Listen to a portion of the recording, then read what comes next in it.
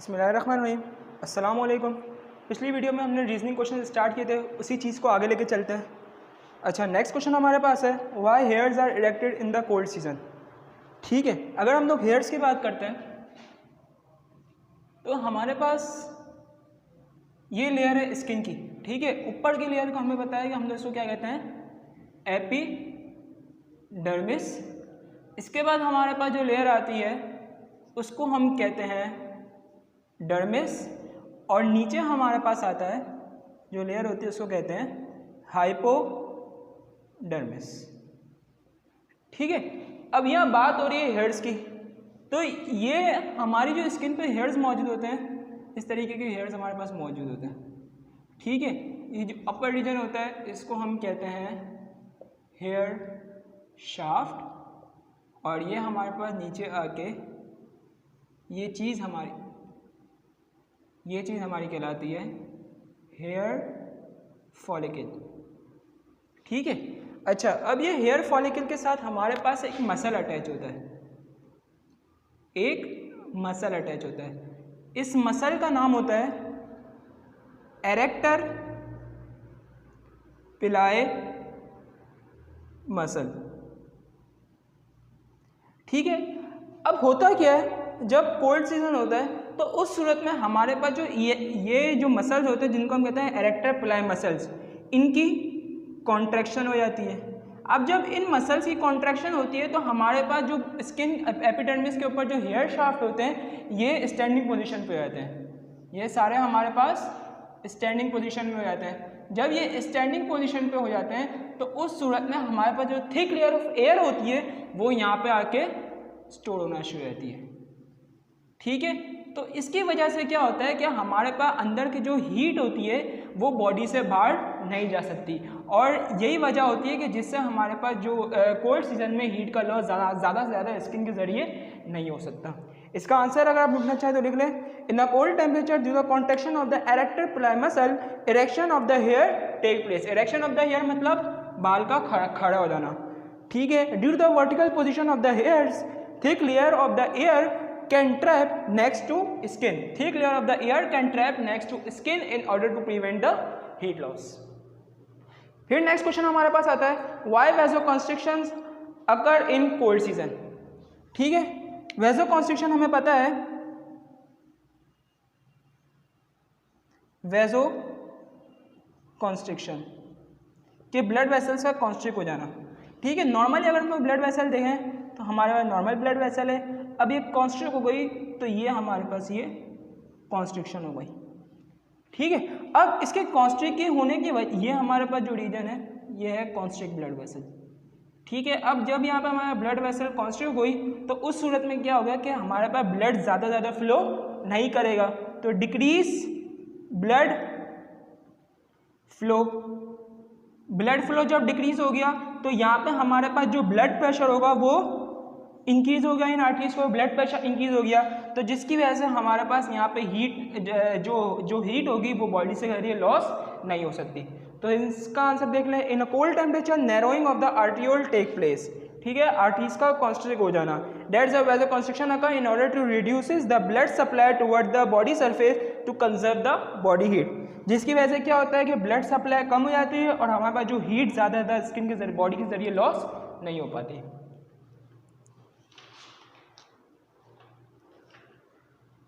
फिर यहाँ हमारे पास चैप्टर नंबर 1 कंप्लीट हो गया। ठीक है, अब हम लोग स्टार्ट करें चैप्टर नंबर 2। तो चैप्टर नंबर 2 का पहला क्वेश्चन हमारे पास है why do muscle stiff after death. तो पहली बात, स्टिफ का मतलब क्या होता है? स्टिफ का मतलब होता है अकड़पन। ठीक है, अकड़पन क्यों आ जाता है? अगर हम लोग बेसिकली स्लाइडिंग फिलामेंट मैकेनिज्म देखें तो स्लाइडिंग फिलामेंट मॉडल हमारे पास क्या होता है, हमें पता है कि हमारे पास दो टाइप के फिलामेंट्स होते हैं। ठीक है, एक हमारे पास होता है एक्टिन और एक हमारे पास होता है मायोसिन। ठीक है, जब हमारे पास एक्टिन और मायोसिन की बाइंडिंग होती है तो उस सूरत में हमारे पास क्रॉस ब्रिजेस बनते हैं और वो जो मैकेनिज्म हमारे पास होता है वो कहलाता है स्लाइडिंग फिलामेंट मैकेनिज्म। ठीक है। तो इनकी बॉन्डिंग होती है, फिर इनकी ब्रेकिंग होती है, फिर इनकी बॉन्डिंग होती है, फिर इनकी ब्रेकिंग होती है। तो इस तरह हमारे पास मसल कॉन्ट्रैक्ट और रिलैक्स होते रहते हैं। अब अगर हम लोग इसके डायग्राम के जरिए समझें तो ये हमारे पास आ गया एक्टिन फिलामेंट, ठीक है। एक्टिन फिलामेंट के ऊपर हमारे पास दो प्रोटीन होते हैं, ये हमारे पास होता है ट्रोपोमायोसिन, ठीक है। और इसके ऊपर हमारे एक प्रोटीन यहाँ होता है जिसको हम कहते हैं ट्रोपोनिन, ठीक है। और यहाँ पे हमारे पास ये हमारा मायोसिन प्रेजेंट है जिसके ऊपर हमारे पास एडीपी और फॉस्फेट ग्रुप अटैच होता है, ठीक है। ये हमारे पास एक्टिन है और ये हमारे पास मायोसिन है। अब इनकी बॉन्डिंग किस तरह होती है? जब हमारे पास कैल्शियम चैनल रिलीज होते हैं सार्कोप्लाज्मिक रेटिकुलम से, कौन से चैनल्स? कैल्शियम चैनल खुलते हैं तो कैल्शियम आयंस हमारे पास रिलीज होते हैं, कहाँ से? सार्कोप्लाज्मिक रेटिकुलम से।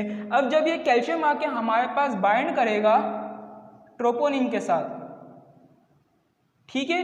तो जब ये कैल्शियम आके हमारे ट्रोपोनिन के साथ बाइंड करेगा, अब ट्रोपोमाइसिन अभी हमारे पास जो यहाँ पे ट्रोपोमाइसिन है इसके पास कुछ ऐसी साइट्स हैं जहाँ पर आके हमारे पास मायोसिन बाइंड करता है, लेकिन वो साइट अभी हमारे पास अनकवर है, अभी वो कवर है हमारे पास। अब जब कैल्शियम आके बाइंड करा, अब ये हमारे पास अनकवर होना शुरू हो जाएगी। अब इसकी बाइंडिंग साइट हमारे पास किस तरह होती है? जैसे इस तरीके से हमारे पास होती है, ये जब अनकवर होती है तो हमारे पास इस तरीके स्ट्रक्चर आता है जहाँ पे हमारे मायोसिन आके अटैच करता है। इसी को समझ लेते हैं, ठीक है। ये हमारे पास जो बाइंडिंग साइट थी वो अनकवर हो गई, ठीक है। और यहाँ पे हमारे पास ट्रोपोनिन है और यहाँ पे इसके साथ कैल्शियम आयन अटैच है, ठीक है। अब क्या हुआ कि हमारे पास जब कैल्शियम आयन आ गए, इसकी साइट अनकवर हो गई, तो जो मायोसिन का हमारे पास जो हेड होगा वो बाइंड कर जाएगा इससे, ठीक है। तो जब मायोसिन का हेड इसके साथ आके बाइंड करेगा तो उस सूरत में हमारे पास फॉस्फेट ग्रुप यहाँ से रिलीज हो जाएगा, मायोसिन से फॉस्फेट ग्रुप रिलीज हो गया, ठीक है। अब जब फॉस्फेट ग्रुप रिलीज हो गया, अब हमारे पास ये बाइंडिंग हो गई, कॉन्ट्रैक्शन हो गई। अब इसको वापसी रिलैक्स होना है तो यहाँ पे हमारे पास एटीपी आ जाएगा। अब एनर्जी रिक्वायर्ड है, सही है, हमारे पास जो बॉन्ड तोड़ने के लिए एनर्जी रिक्वायर्ड है, तो यहाँ पे हमारा एटीपी आ गया, ठीक है। अब हमारे पास जब ये एटीपी आ गया तो हमारे पास इनका जो बॉन्ड है वो टूट जाएगा, अब ये एक दूसरे से अलग हो जाएंगे। जब ये एक दूसरे से हमारे पास अलग हो जाएंगे तो उस सूरत में हमारे पास जो एटीपी होगा वो वापसी एडीपी और फॉस्फेट ग्रुप में कन्वर्ट हो जाएगा, और यहाँ पे हमारे पास जो वापसी साइट थी वो अनकवर हो जाएगी, वो कवर हो जाएगी, और यहाँ पर ट्रोपोनिन कैल्शियम आयन चला गया, ठीक है। अब यहाँ पे कैल्शियम आयन मौजूद नहीं है, हमारे पास कैल्शियम आयन यहाँ मौजूद नहीं है, यहाँ पे सिर्फ ट्रोपोनिन है। ये ट्रोपोमाइसिन वापसी कवर हो गया हमारे पास और ये मायोसिन इससे अलग हो गया। तो इस तरह हमारे पास स्लाइडिंग फिलामेंट मैकेनिज्म चलता है। अब यहाँ क्वेश्चन हमारे पास क्या था? Why do muscle stiff after death?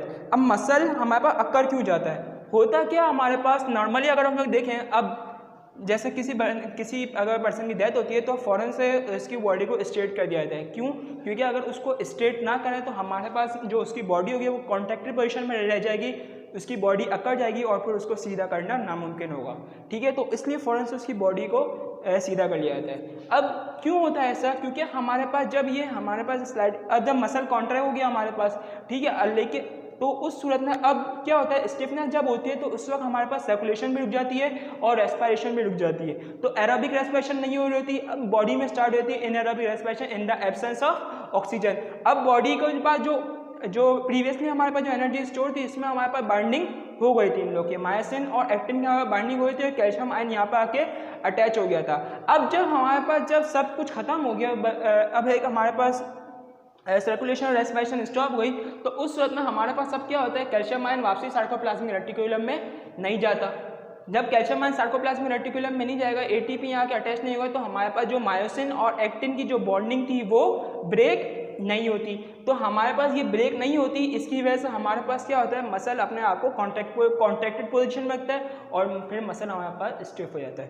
तो इसका आंसर अगर हम देख लें, after the death as the circulation and the respiration stop, due to this anaerobic respiration starts, but the muscles has become the eventually contracted due to ATP, energy की वजह से हमारे मसल पहले ही कॉन्ट्रैक्ट हो गए थे, ठीक है। So myosin and actin filament can not release from each other, myosin और एक्टिन एक दूसरे से ब्रेक नहीं, मतलब इनकी जो वापस में बॉन्डिंग हमने की थी ये ब्रेक नहीं हो पाती। And the calcium ion can not be pumped out from the muscle cell, calcium ion muscle cell से वापसी सार्कोप्लाज्मिक रेटिकुलम में नहीं जाते, so that's why stiffness in muscle occur. ठीक है, अच्छा फिर एक और क्वेश्चन हमारे पास आता है, why the last two pair of ribs are called floating ribs. अच्छा इस चीज को समझते हैं हम लोग।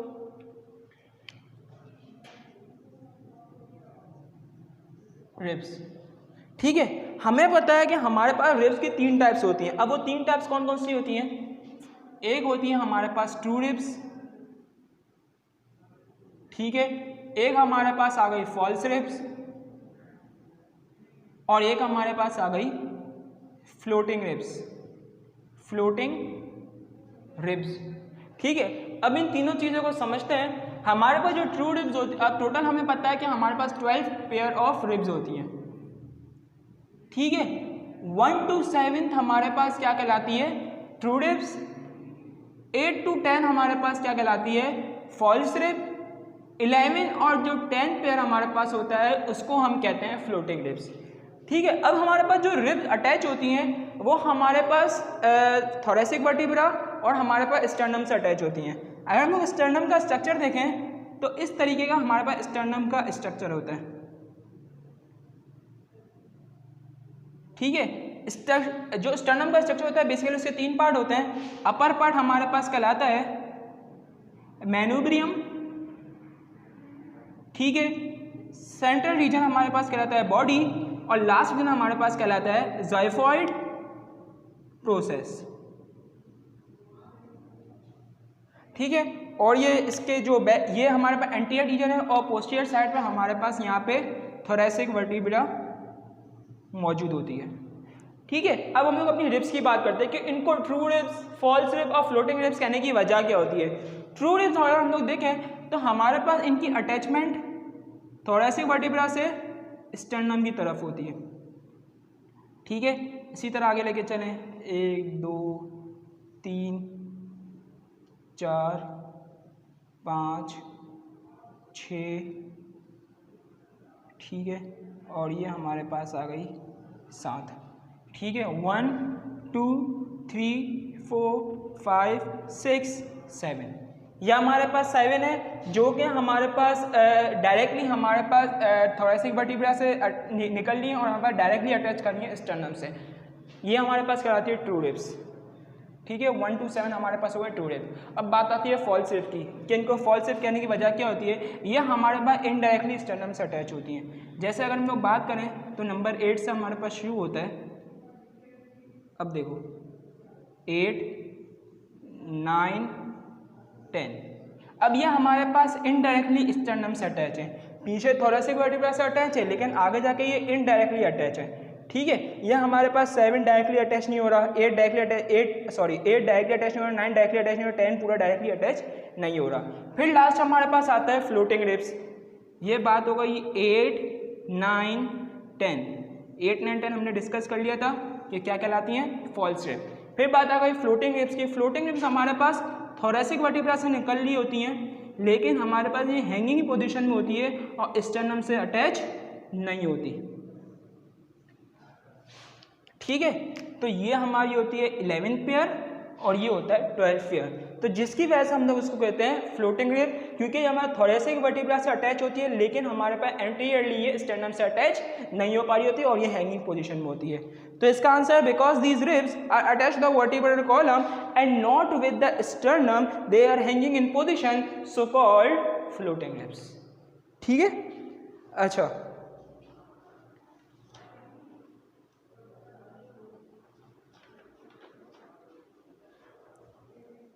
फिर नेक्स्ट क्वेश्चन हमारे पास आ रहा है, in animals how coordination is brought about. ठीक है, एनिमल्स में कोऑर्डिनेशन किस तरह होती है, तो हमने बेसिकली चैप्टर नंबर 3 देखा हुआ है। ठीक है, तो कोऑर्डिनेशन हमारे में बेसिकली 2 तरीके से होती है, नर्वस कोऑर्डिनेशन और chemical coordination. Nervous coordination through the हमारे पास सारा पूरा ब्रेन का जो सिस्टम है जो पूरा बॉडी को कंट्रोल कर रहा होता है, और केमिकल कोऑर्डिनेशन हमारे पास जो डिफरेंट हार्मोन्स होते हैं जो कि बॉडी के मेटाबॉलिक एक्टिविटीज़ को कंट्रोल कर होते हैं। तो बेसिकली ये 2 मेन कोऑर्डिनेशंस होती हैं जो कि एनिमल्स में हो रही होती हैं। तो in higher animals coordination is brought about by the nervous and chemical coordination. Next question हमारे पास है what are motor and the sensory neurons.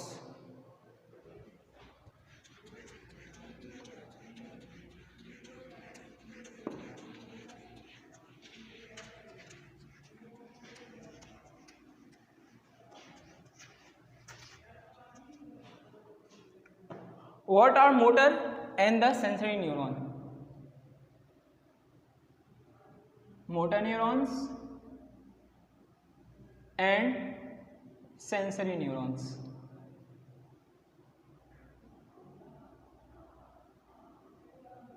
ठीक है। अच्छा, अगर हम लोग ब्रेन का स्ट्रक्चर हमारे पास, जिसमें हमारे पास सेरेब्रल कॉर्टेक्स होता है, सही, फिर हमारे डिफरेंट न्यूक्लियाई होते हैं, इसी को अगर हम लोग इस तरह देखें तो इसको समझ लेते हैं।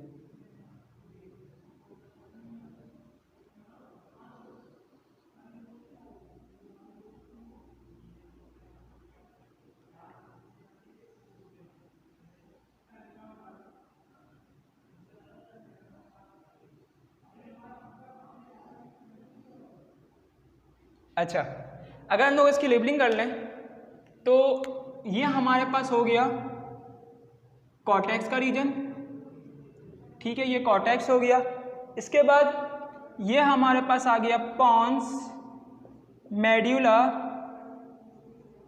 ठीक है, और यहाँ पे एट द एंड हमारे पास स्पाइनल कॉर्ड मौजूद है, ठीक है। ये हमारे पास है स्पाइनल कॉर्ड और एट द सेंटर हमारे पास ये रेटिकुलर न्यूक्लियाई मौजूद होता है, ठीक है, और यहाँ पे हमारे पास वेस्टिबुलर न्यूक्लियाई मौजूद होता है, रेटिकुलर, और ये हमारे पास आ गया वेस्टिब्यूलर। अब यहाँ बात क्या कर रहे हैं हमारे पास मोटर न्यूरॉन और सेंसरी न्यूरॉन। अच्छा, मोटर न्यूरॉन हमारे पास ब्रेन से मैसेज लेके आता है और डिफरेंट बॉडी ऑर्गन्स को पहुंचाता है। तो अब मैं जो ब्लू से बनाऊंगा वो मोटर न्यूरॉन्स होंगी, और जो ब्लैक से बनाऊंगा वो मोटर न्यूरॉन होंगी, और जो ब्लू से शो करूंगा मेरे पास सेंसरी न्यूरॉन्स होंगी, ठीक है, ये चीज़ याद रखना।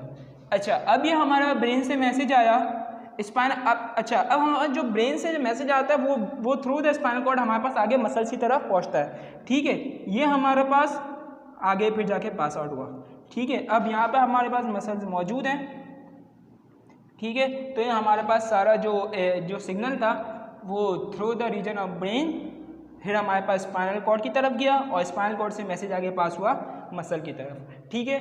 तो motor neurons bring the message from the brain toward the muscle, ठीक है। अच्छा, अब सेंसरी न्यूरॉन्स हमारे पास क्या होते हैं, जो कि हमने रिफ्लेक्स एक्शन में भी डिस्कस, रिफ्लेक्स एक्शन आप लोगों ने पढ़ा होगा कि रिफ्लेक्स एक्शन हमारे पास क्या होता है कि सडनली अगर यहाँ पे गरमाइश मौजूद है, ठीक है, अब ये आपका मसल है, तो मसल के ऊपर जो सेंसरी रिसेप्टर्स होंगे वो इसको सेंस करेंगे, ठीक है, यहाँ गरमाइश हो रही है, ठीक है। अब एक चीज़ आपके पास एक बाउल रखा हुआ वो हीट है, ठीक है। अब जब आप उसके ऊपर अपनी फिंगर टच करोगे तो फ़ौरन से फिंगर क्या कर लोगे, दूर कर लोगे, क्यों? क्योंकि अब जब इसको टच करोगे तो हमारे पास सेंसरी रिसेप्टर एक्टिवेट होंगे, और सेंसरी रिसेप्टर ब्रेन को क्या मैसेज देंगे कि भाई ये चीज़ गर्म है, यहाँ से हाथ को हटाना है। तो उस सूरत में अब हमारे पास मसल से मैसेज जाएगा स्पाइनल कॉर्ड की तरफ, स्पाइनल कॉर्ड से फिर ये टूवर्ड द मूव करेगा हमारे पास ब्रेन की तरफ, ठीक है। अब ये ब्रेन को मैसेज चला गया कि हमें अपने मसल को कॉन्ट्रैक्ट करना है। अब ये ब्रेन का मैसेज चला गया, मसल डायरेक्ट कॉन्ट्रैक्ट नहीं हो जाएगा, नहीं।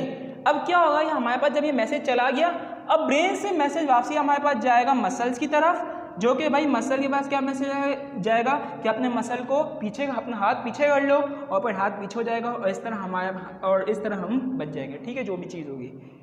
तो ये हमारे पास सेंसरी और मोटर न्यूरॉन्स काम करते हैं। इसका आंसर अगर हम लोग देख लें तो motor neurons are the neuron which carry messages from the brain to the effector organ, जो भी हमारा ऑर्गन होगा, या फिर ग्लैंड की तरफ।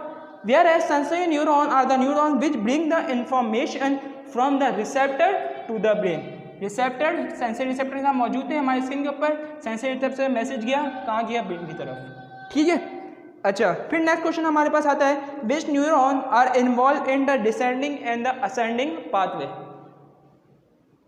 अच्छा, असेंडिंग और डिसेंडिंग का हम सबको कॉन्सेप्ट है, ठीक है।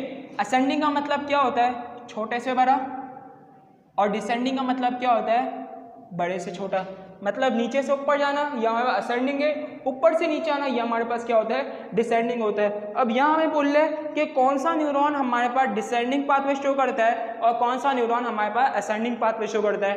तो वही चीज़ हमने अभी यहाँ पे भी डिस्कस की कि अगर हम लोग असेंडिंग की बात करें तो असेंडिंग में हम लोग देख रहे थे हमारे पास मैसेज कहाँ से आ रहा है, नीचे से आ रहा है और ऊपर की तरफ जा रहा है। अब नीचे हमारे पास क्या मौजूद होता है, स्पाइनल कॉर्ड, और ऊपर के एरिया में हमारे पास क्या मौजूद है, ये हमारा ब्रेन का रीजन है, ठीक है, कॉर्टेक्स का रीजन है।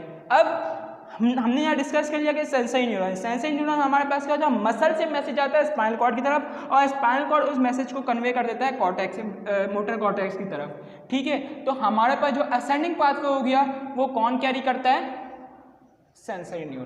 सेंसरी न्यूरॉन हमारे पास बेसिकली असेंडिंग पाथवे होता है। अब डिसेंडिंग पाथवे अगर हम लोग देख लें तो मैसेज हमारे पास ऊपर से लेके नीचे की तरफ आ रहा है, तो मोटर कॉर्टेक्स में मैसेज आ रहा है और स्पाइनल कॉर्ड से पास करता हुआ कहाँ जा रहा है, मसल्स की तरफ।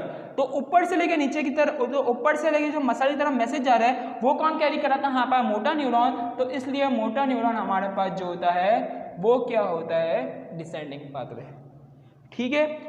तो motor neurons are involved in the descending pathway as it carry messages from the brain to the affected organ or the gland, whereas sensory neurons are involved in the ascending pathway as it bring the information from receptors to the brain, ठीक है। फिर next हमारे पास question है,